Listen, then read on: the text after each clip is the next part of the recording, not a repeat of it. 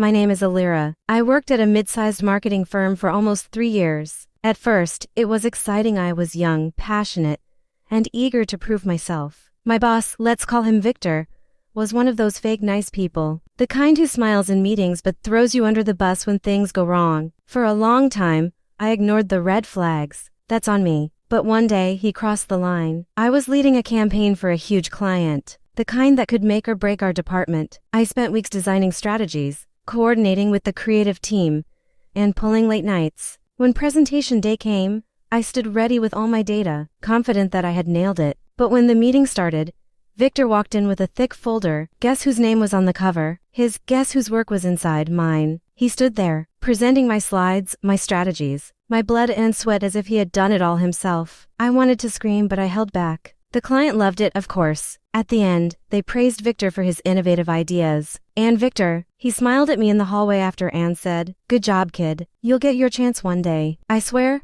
that moment burned into my brain like fire. I could have let it slide. But what really broke me was the aftermath. Victor told upper management that I hadn't contributed much to the project, that I was still learning and needed more guidance. I found this out during my quarterly review when my promotion was denied. Meanwhile, Victor was being showered with praise for single-handedly saving the client relationship. That was it. I wasn't going to let this snake keep slithering over my hard work. Now I'm not impulsive. I didn't want some petty revenge that would satisfy me for a day. I wanted something that would sting for a long time. The first thing I did was start documenting everything.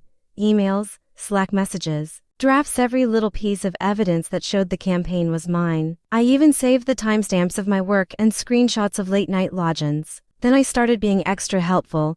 If Victor wanted a report, I gave it. If he asked me to prove something, I did it immediately. Outwardly, I acted like the loyal, hardworking employee. But behind the scenes, I was building a quiet storm. I knew he was greedy. He loved taking credit, so I let him. I fed him pieces of projects, watching him build his castle on my foundation. Meanwhile, I reached out to one of our biggest clients, the very one whose project he stole from me. I casually asked for feedback about the strategy. They responded warmly and praised me by name because apparently, they remembered all the prep calls I had done before the big meeting. That email became my golden ticket. The breaking point came when Victor tried the same trick again. Another big campaign, another presentation where he shoved me aside. This time though, I was ready. I had arranged a private meeting with upper management. I walked in calmly, holding a neatly organized binder and a USB drive, just in case. Every draft I had written, every timestamp login, screenshots of messages where Victor approved my work and even thanked me. And the cherry on top, the email from the client praising me by name. I explained everything clearly, without anger, just facts. The room went silent. Then one of the directors asked, "So you're saying Victor has been misrepresenting your work as his own?" I just slid the evidence across the table. Victor didn't see it coming. A week later,